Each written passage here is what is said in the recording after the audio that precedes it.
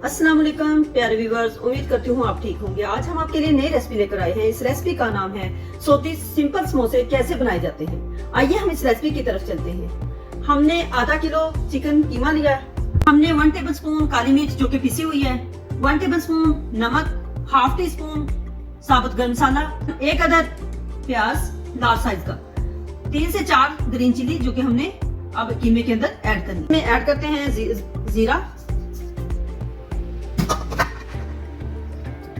काली मिर्च, 1 टेबलस्पून नमक। हमने इसको अच्छे से मिक्स कर लिया है। अब हम इसको लो फ्लेम पे अच्छे से सॉफ्ट करते हैं। चिकन कीमा थोड़ा सा सॉफ्ट हो चुका है, थोड़ी देर तक और वेट करते हैं। कीमा अच्छे से सॉफ्ट हो चुका है। अब हम इसकी फिलिंग करते हैं समोसों की।